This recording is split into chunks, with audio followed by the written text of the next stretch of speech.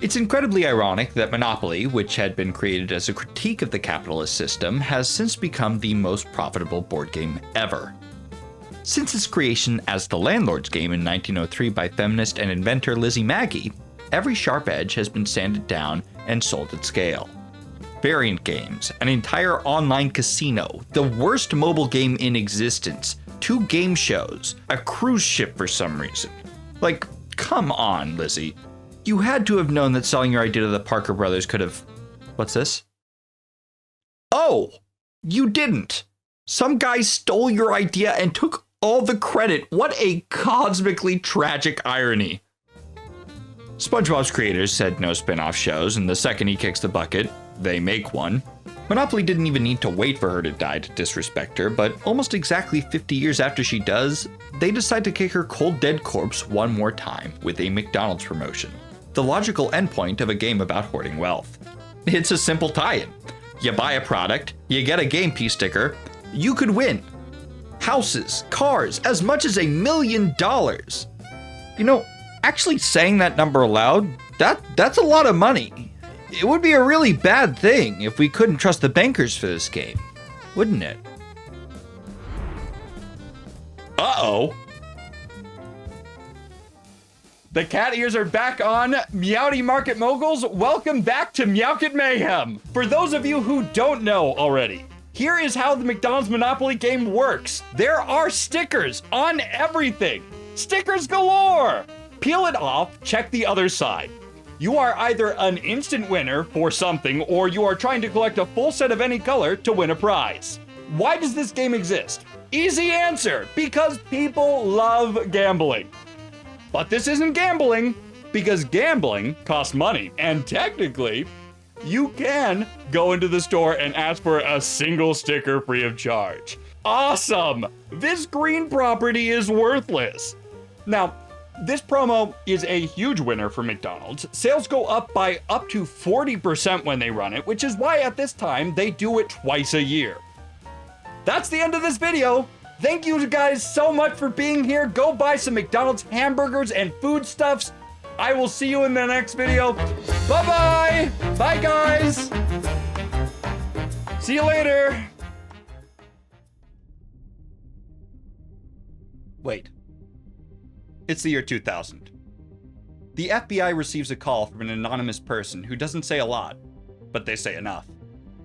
They say that the beloved McDonald's Monopoly game has been rigged consistently for the past decade by a man that they only know as Uncle Jerry. The phone goes dead. Okay, cool, that's cute. Does this person know that wasting a federal agent's time is a crime punishable by up to 5 years in prison? If you just want to have familial drama, just say someone's having an affair, but you know what? Sure, the FBI will take a look. And when they do, they're astonished by what they find. Big winning tickets appeared in less than half of the 50 states. And 7 different winners had a South Carolina 864 code in the last 4 years alone. Where even is that? The middle of nowhere? What the fuck? 3 of them are $1 million winners. The odds for winning it once is supposed to be 1 in 250 million. And wait a goddamn minute, don't these 2 guys literally work in the same fucking company? Uh-oh. And now the chase is on. Yeah, Uncle Jerry's fucked up. We're angry at Uncle Jerry. His name is Jerry for starters. Yeah, that is generally a failing moment. You don't... Shout out Parks and Rec, the headstone for naming a character Jerry and knowing that it's a fucked up character. The chase is now on. One small problem though, the FBI knows nothing about Uncle Jerry. I'm just now coming to the realization, who even recognizes this as a reference? I bet it's no one. I forgot that everyone in my audience is gay. Your job as a comedian is to meet the audience where they're at, and I fucked it. Look it up on your own time, who cares? They don't know what part of the process is compromised. They don't know where he lives or where he works. They don't know if he's acting alone. They don't even know if his name is Jerry. But I do. If they just read the court proceedings that they'd make like a year later, they'd know everything. I don't know why they never think to do that shit. Our man's name is Jerome Jacobson, and he is the head of securities for the marketing firm in charge of the McDonald's Monopoly game. And admittedly, perfect place to be if you were looking to do this kind of thing. But still, this is far, far, far more difficult than you would initially think. What a name, like Robert Robertson. Yeah, I don't think I actually ever really registered that. Yeah, we got JJ up here. Now, when I tell these stories, I'm kind of like Santa. I don't want to hear from chat, in that it is my job to determine whether the main character is naughty or nice in spite of their misdeeds. And also, I'm jolly as fuck. So, is Jerome Jacobson naughty or nice? I don't know, man. Why don't you ask any of the 7 wives he's had? Just kidding. You don't need to. I'll tell you for free. This guy sucks. Manipulative as hell and physically abused his kids. Give him the coal and burn him with it. 7 is crazy. Yeah, no, and he's not dead yet. He's currently alive. Ban that person for 3 minutes. I don't even need to tell you which one that is. Ban that person 3 minutes in the slammer right now. Was funny though. You're banned too. I don't even fucking care. You're banned. Banning the lead moderator is crazy. It's par for the course. He's been banned so many times that I don't even know how to count. How many has he? He's been he's been timed out 99 times in my chat. Let it ride. Yeah, let's bring him back. What is your last message before 100? Fuck you. Can we get some 07s in chat for lead mod Fluffy? Okay, time for us to do my video. Now, this is a man who seemingly is only motivated by the power that he can hold over other people. Before, he had worked as a police officer until a health issue pushed him to leave the force. Loser! He has to go and find a job at Simon Marketing, which, by the way, Simon Marketing is not a company that is any sort of joke. They are the real fucking deal. They are the ones who came up with the Happy Meal, which has since made McDonald's the largest toy distributor in the world. There's a fun fact you can tell at a party if you would like to be kicked out of a party for being lame. You can. I'm not going to stop you. By all accounts, Jerome was a fantastic employee for his love of rules. Except for one account. Where he defrauded the McDonald's Corporation out of $24 million.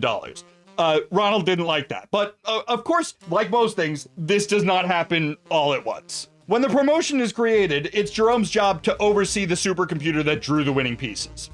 He oversaw the technicians who applied the winning stickers to packages, which he personally delivered to the winning factories, and he takes it very seriously. He is known to follow the employees to the bathroom, which I'm under the impression is not for sexual, but instead work-related purposes, just to monitor them.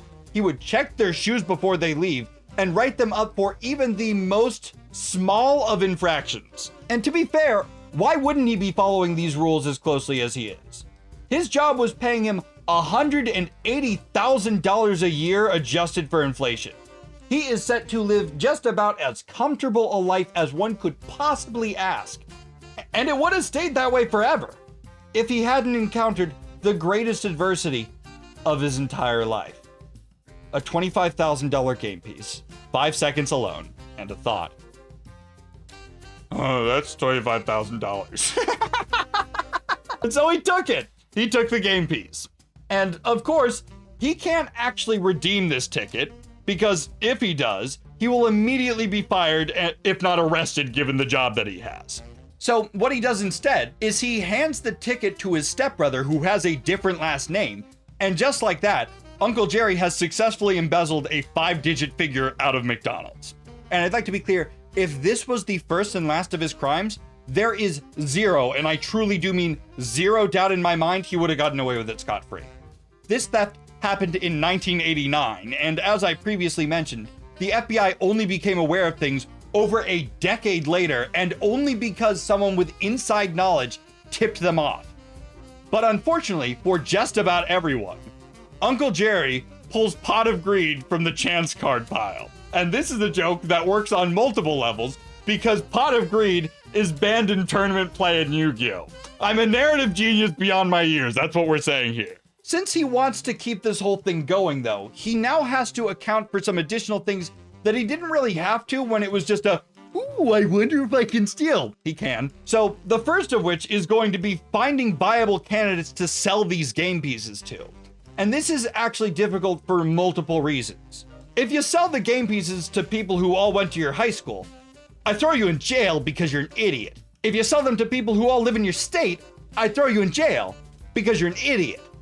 If you sell them to people who talk too much, I throw you in jail because you're an idiot. But also, if you don't vet them well enough, you might get 349 out of the thousands of dollars you've convinced yourself you're entitled to because you're an idiot.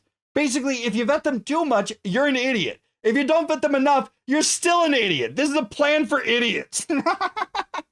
This, in turn, led Jerome to make some very questionable deals, such as the one that he ended up making with his butcher. Hey, I'm a hamburger now. Is there money in being a hamburglar? Yeah. Can I do it? Yeah, actually.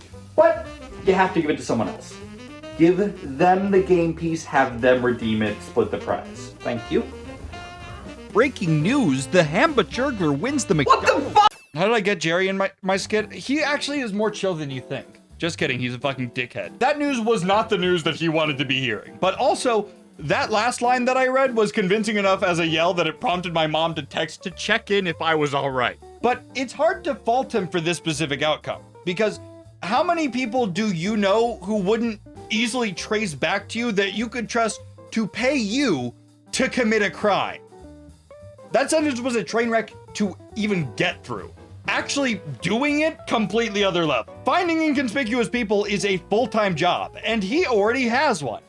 Upholding the rules that he's breaking right now. So he needs to find a recruiter. And he finds one randomly at the airport while waiting for a flight, because I don't know. Okay. I didn't make this story, they did. So he just so happens to sit next to a giant Italian man, also named Jerry. I'm seeing double here. 4 Jerrys. This Jerry, by the way, is a real Italian American. How Italian American? His full name is Gennaro Colombo, as in Gennaro Colombo of the famous Colombo crime family in New York. This is this is a picture of his wedding.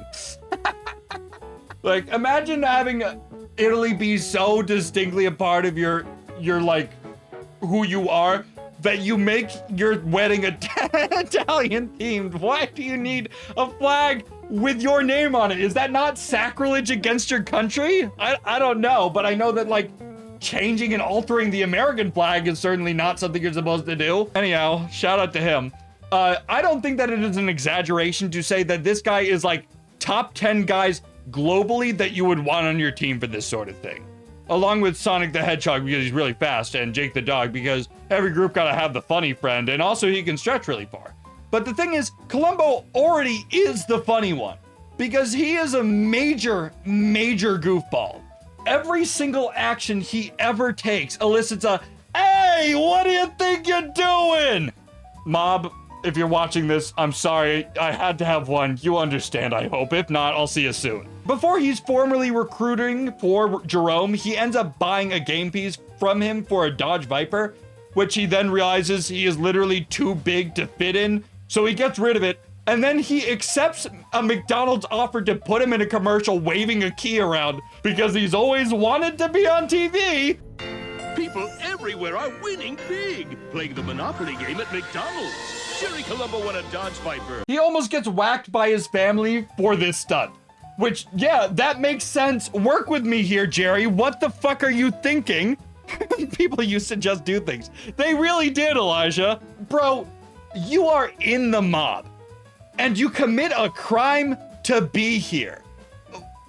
What are you doing? Like, this goofus could not and would not stay off of the idiot box.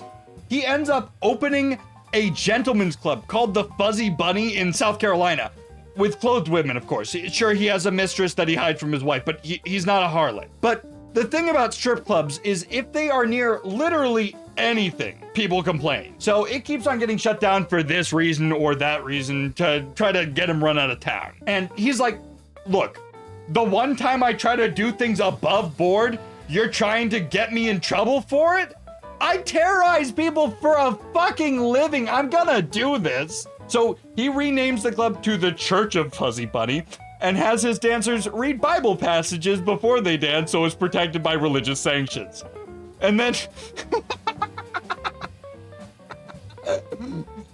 and then he went on the local news to field calls from angry townsfolk and rage bait them by saying that God spoke to him in a dream. What a nut job. I love whatever the fuck was wrong with him. Oh my God. Unfortunately, I say this past tense. The reason I say was is because not long after these antics, he's killed in a car accident that he honestly likely could have survived. The man who never stopped talking, stops talking when it's most important. He dies in the hospital because nobody knew that he was suffering actively from internal injuries. He leaves behind his 2-year-old son. By all accounts, he loved him.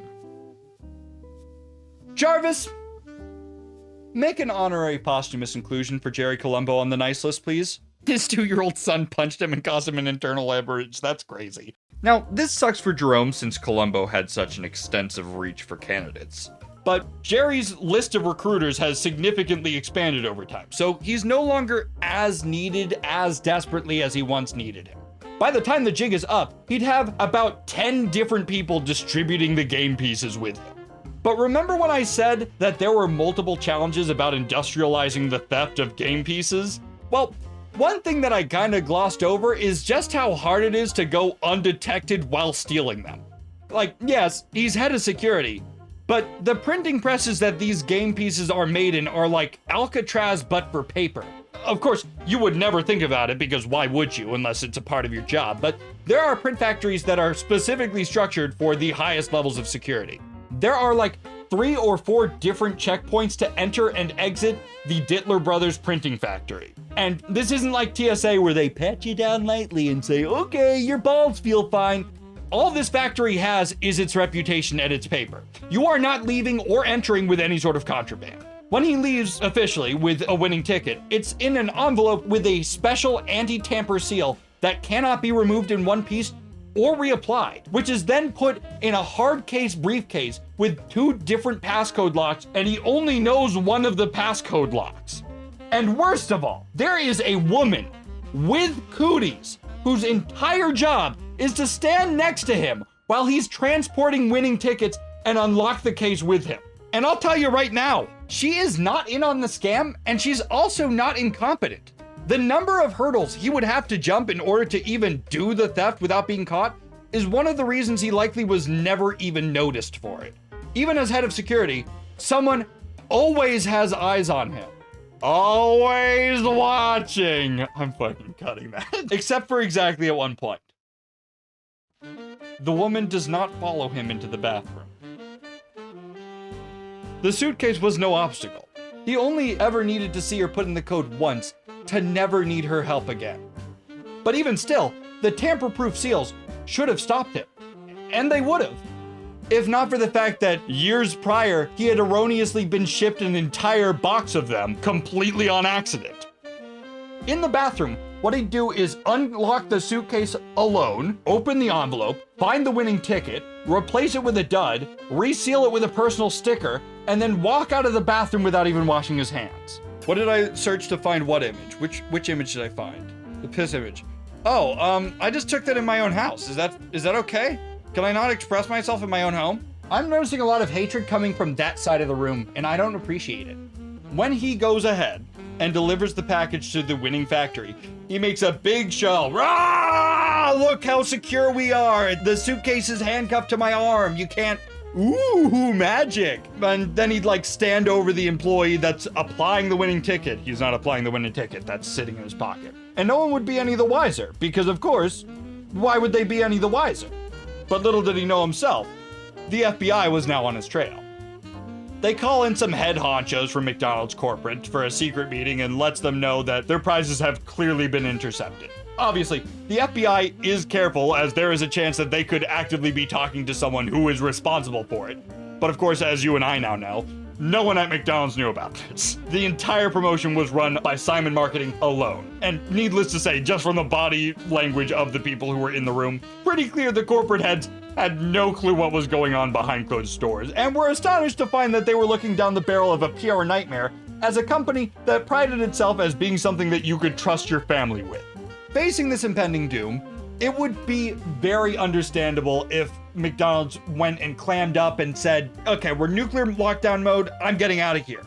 But instead, they agreed to assist with the investigation and run the McDonald's Monopoly promo one more time, knowing that they're lying to consumers, which is crazy and honestly somewhat honorable. I would say W McDonald's, if not for the fact that their deal apps suck ass now. Don't think I haven't noticed. You got me on the app with great deals, and then I get there and slowly they disappear. I remember when a Big Mac was buy one, get one, and now it's gone. Fuck you, McDonald's.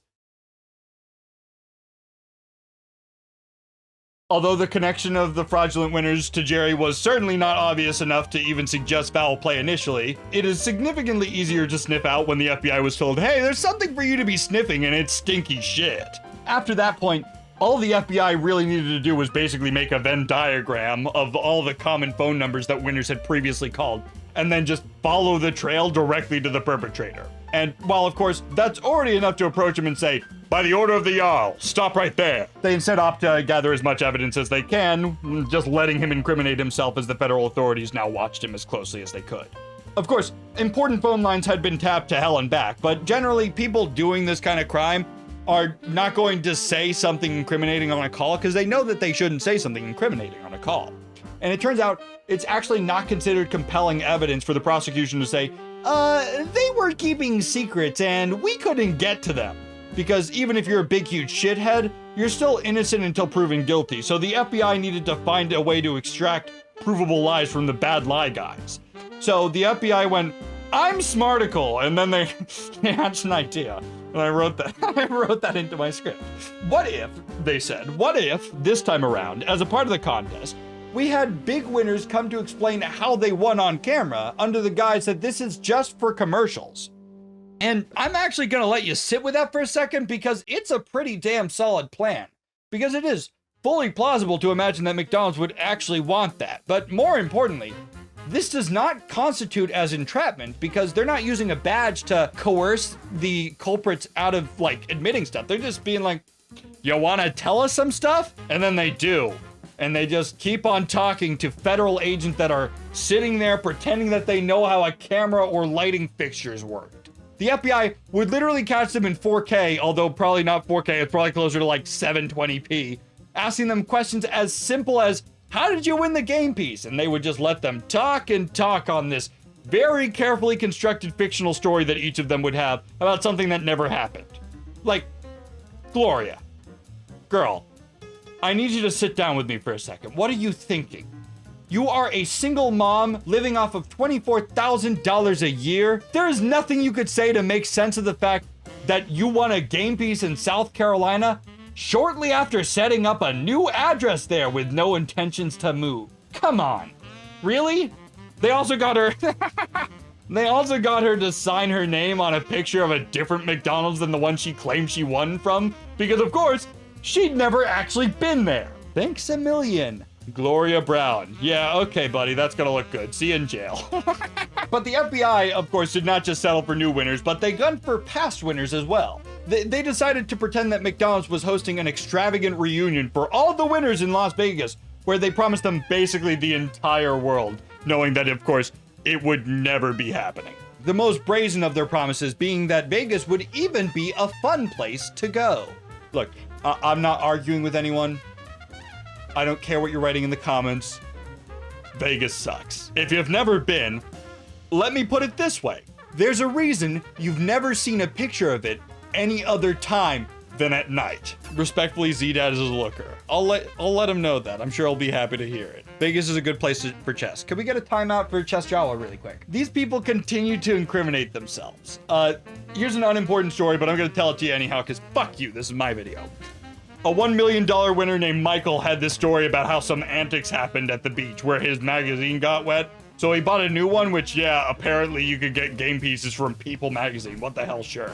So he opened it, and it had the $1 million instant prize winner. So they had Michael hold a big fake check on that beach, and then some child...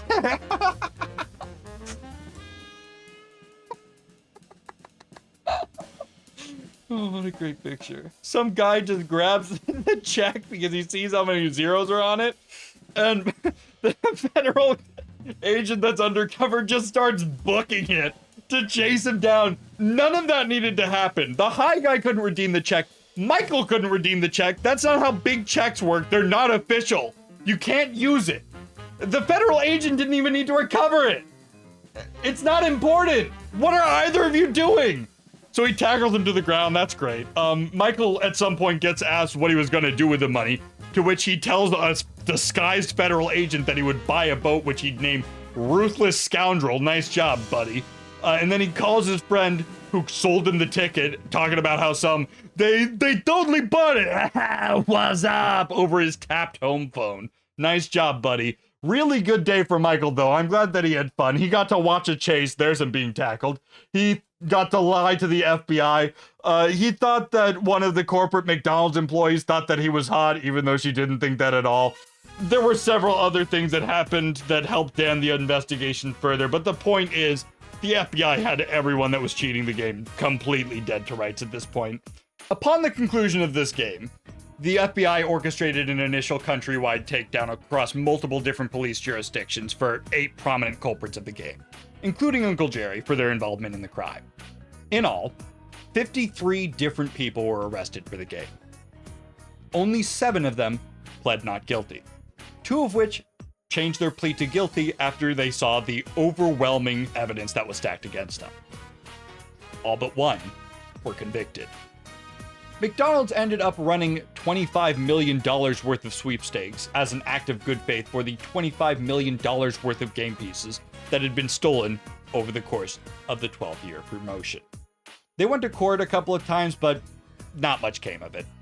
Everyone forgot about it because the trial started on September 10th, 2001, ironically making 9/11 one of the best things to ever happen for McDonald's PR. Hundreds of innocent people from both Simon Marketing and the Dittler Brothers high-security printing facility lost their jobs in the blink of an eye as both businesses were shuttered due to irreparable damages to their reputations. All of the people who were fired would then be forced to find new job opportunities in the wake of the attack on the country. Our dear, evil Jerome Jacobson would seemingly never apologize, ever, for any of the actions that he took, nor the consequences others suffered for his greed. He would only be sentenced to just over 3 years in jail, and is only required to pay $370 a month in restitution, which is just 21% of what the average American spends on rent each month. Give him the coal, and burn him with it. Was this not the perfect end for a promotion based on a game originally meant to critique the capitalist system? I'd ask the creator, but again, she's dead. I don't believe in an afterlife, but if there is one, I have to imagine she started to laugh at some point. Of course, the people who get most injured in this are the third parties who are completely innocent. Of course, the person who is most culpable ends up only serving 3 turns, the maximum amount of turns that you can spend in jail. And when he's finally escaped, he ends up paying as close to the $50, the lowest possible amount that you could ask someone for.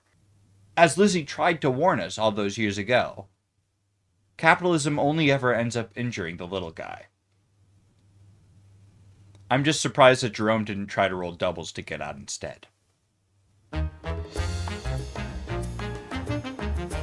Thank you so much for watching this episode of Meowkit Mayhem. These videos take 200 hours to make, so if you enjoyed it, which I'm assuming you did because you made it this far, like, comment, subscribe would mean a lot to me and show YouTube that my work is worth showing to other people, so that means more. I always share a little piece of advice at the end of my videos. If you press Control-C and then instead of Control-V, Control-Shift-V, it'll copy whatever the text you just took. in the format of whatever you were just writing. So if you're taking something from Wikipedia and putting it in your Google Doc, it saves you time having to change the font and the size of the font and the highlighting color. It just does it automatically. That could be helpful to you. If not, I don't care. Get out of here. Watch another video of mine. There's plenty of for you to look through. I'm sure even if you've been watching some of them, there's even more for you. I will see you next time. Peace.